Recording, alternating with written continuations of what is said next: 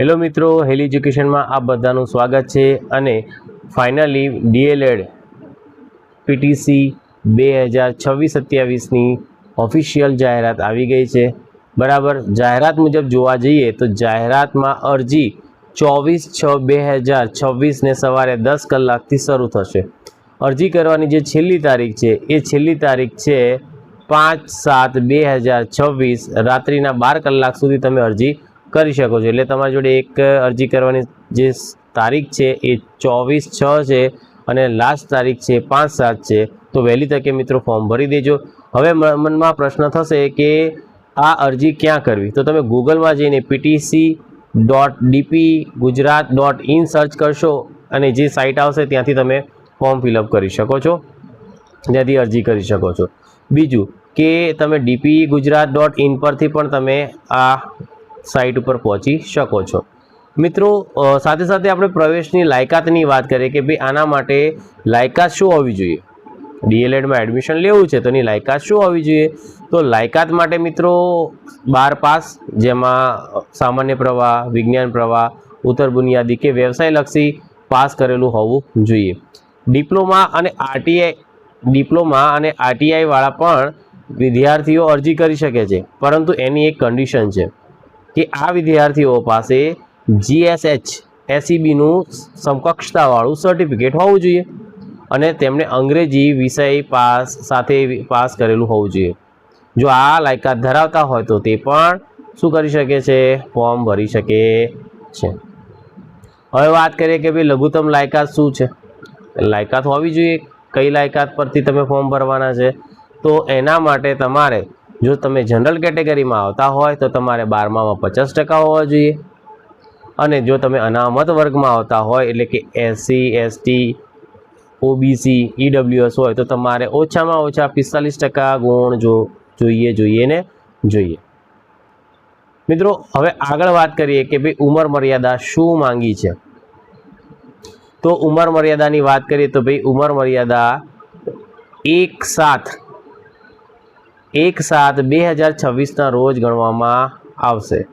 જે તારીખ છે એ 1/7/2026ના રોજ 30 વર્ષથી વધુ ના હોવી જોઈએ. જેને ડીએલએડ કરવું હોય એની ઉંમર 30 વર્ષથી વધુ હોવી જોઈએ નહીં. હવે કોને છૂટછાટ મળશે? તો કે ભાઈ અનામત વર્ગમાં જે SC, ST, OBC અને EWS એટલે કે આર્થિક રીતે નબળા વર્ગના ઉમેદવારોને 5 વર્ષની છૂટછાટ મળશે. કેટલા?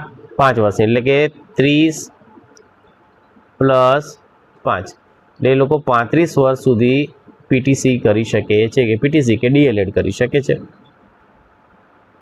હવે આગળ જોઈએ કે અનામતોની જે બેઠકોની ફાળવણી છે એ ફાળવણી કયા આધારે થશે. બરાબર, તો એમાં વાત કરીએ કે ભાઈ જે SC કેટેગરી છે તો SC કેટેગરીને 60% બેઠકો પ્રાપ્ત થશે, જ્યારે ST કેટેગરી છે એને 15% અનામત મુજબ, OBC માટે 27%, EWSને 10% અને જો વિકલાંગ ઉમેદવારો હોય તો તેમને દરેક કેટેગરીમાં એટલે OBCમાં પણ 5%, SCમાં પણ 5%, STમાં પણ 5%, એટલે કે દરેક કેટેગરીમાં એમની 5% અનામતો રહેશે. બરાબર છે. હવે આગળ જોઈએ કે પરીક્ષાનું જે એડમિશન માટેની જે સૂચનાઓ છે તો તમારે શું કરવાનું છે એના માટે.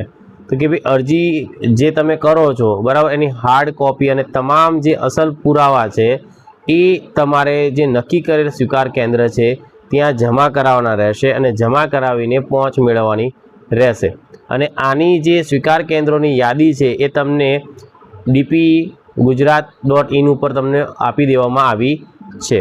બરાબર, હવે વાત કરીએ, ખાસ ધ્યાન રાખજો મિત્રો કે જે મેનેજમેન્ટ કોટાની 15% બેઠકો એટલે કે સ્વનિર્ભર સંસ્થાઓ માટે નિયમો મુજબ પ્રવેશ આપવામાં આવશે. બરાબર, આ સંસ્થાઓને એનસીટી માન્યતા જે સર્ટિફિકેટ છે એને દરખાસ્ત ઈમેલ દ્વારા મોકલવાની જે તારીખ છે એ 30/6/2026ની છે. અને આ બધી જ કોલેજોનું લિસ્ટ એ પણ વેબસાઇટ પર અપલોડ કરી દેવામાં આવેલ છે. હવે મિત્રો આગળ જોઈએ કે આખું જે આપણું એનાલિસિસની વાત કરીએ કે જે આપણે સમજ્યા, જે વિડીયોમાં જોયું, તો એનું મોટું આપણે સમજી લઈએ વિડીયો પૂરો થતાં પહેલાં, જેથી કરીને આપણને યાદ રહે કે આપણે શું કરવાનું છે. તો અરજી કોણ કરી શકશે મિત્રો? તો કે 12મું પાસ છે, કોઈપણ પ્રવાહવાળું, આરટીઆઈ કે ડિપ્લોમાવાળા પણ કરી શકશે, પરંતુ સમકક્ષતાનું પ્રમાણપત્ર હોવું જોઈએ. બીજું કે કેટલા ટકા જોઈએ? તો કે જનરલવાળા માટે 50% અને કેટેગરીવાળા માટે 45% હોય તો એ અરજી કરી શકે છે. છેલ્લી તારીખ કઈ છે? તો કે 5 જુલાઈ 2026 છે, એટલે કે 5/7/2026 રાત્રે 12 વાગ્યા સુધીમાં તમે ફોર્મ ભરી શકો છો. ઓનલાઈન ફોર્મ ભરીને શું કરવાનું છે? તો કે પ્રિન્ટ કાઢવાની છે, જરૂરી ડોક્યુમેન્ટ છે અપલોડ કરીને સ્વીકાર કેન્દ્ર પર જમા કરાવવાના છે, સાથે ફી ભર્યાની પહોંચ ત્યાંથી મેળવી લેવાની રહેશે. તો મિત્રો જો વિડીયો ગમ્યો હોય તો અમારી ચેનલને ચોક્કસથી સબસ્ક્રાઈબ કરજો અને વિડીયો તમારા મિત્રો અને ફ્રેન્ડ સર્કલમાં, એટલે કે તમારા ફેમિલી વર્તુળમાં જેણે પણ ડીએલએડ કરવાનું હોય એમની સાથે ચોક્કસથી શેર કરી આપજો.